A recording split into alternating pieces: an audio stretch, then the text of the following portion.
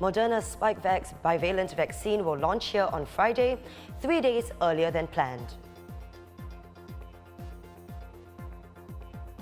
After being closed for more than 2 years, Changi Airport has resumed departures from Terminal 2. And leadership changes at the Straits Times and the Business Times, with both getting new editors.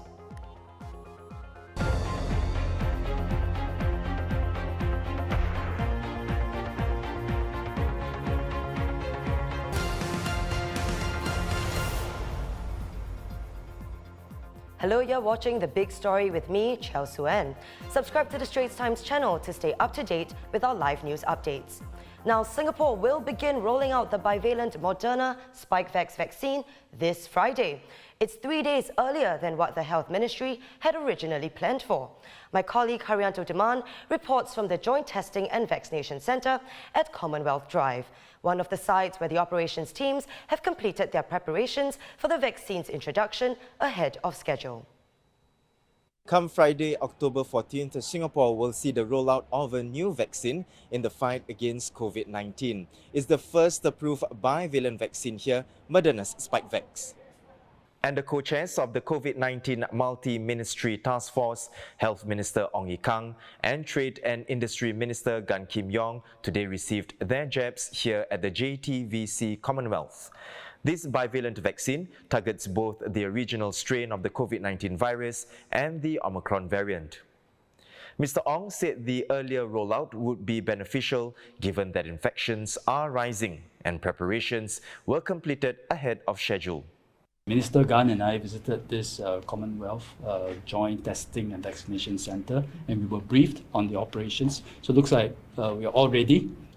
So instead of starting our bivalent administration of vaccines to the public on 17th of October, we will bring it forward by a few days, starting this Friday, 14th of October.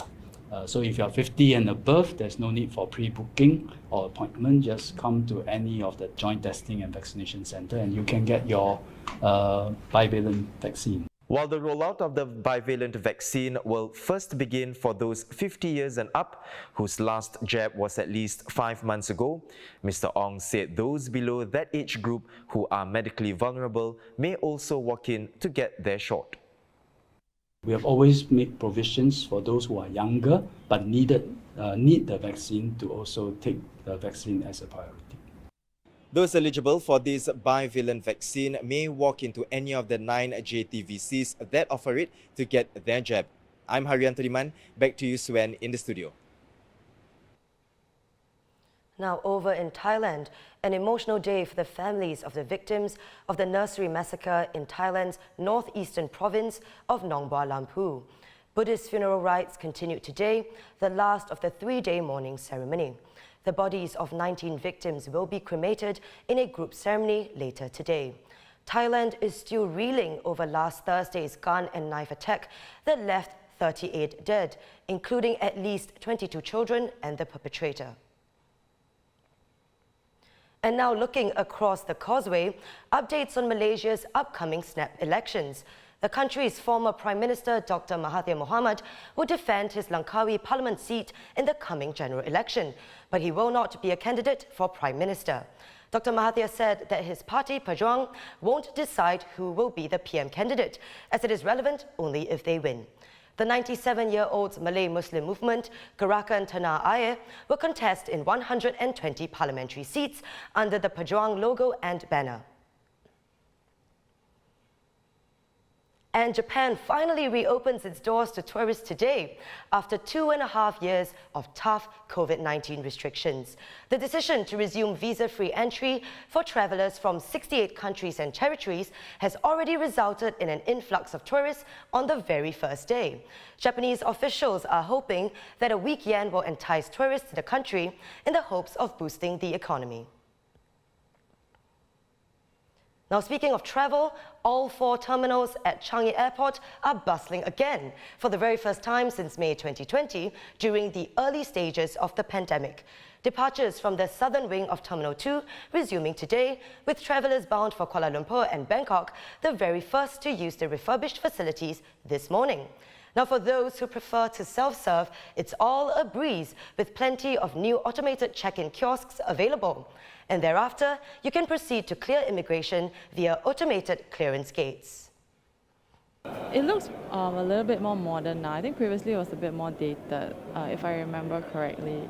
But it just looks like brighter and, yeah, a little bit brighter, a little bit more modern. The counters are different. They are usually the long ones, right? But these ones maybe look a bit classier, I guess. Yeah. And they are like mascots like that, I guess. Changi Airport has been through many challenges in the past 2 years, but we are now very happy to welcome back more passengers. We thank all travellers for their patience and understanding. I would also like to thank the whole airport community for working together with us on this journey and for all their resilience and contributions to Changi Airport. It's so great to see the airport back at its best, and I'm really looking forward to my next flight out of Changi. And now, before we go, some changes to SPH Media's leadership. The group today announced that the Straits Times will have a new editor. Ron Fernandez will step down after 10 years in the job. He will also relinquish his role as editor-in-chief of the English Malay Tamil Media, or EMTM Group. His last day will be on October 25th. Wong Wei Kong will take over as editor-in-chief of the EMTM Group effective October 26. He previously served as the Business Times editor. Jamie Ho will join SPH Media as the Straits Times editor, also effective October 26. He previously served as chief editor of CNA Digital. Chen Hui Fen will become the Business Times editor, replacing Wei Kong.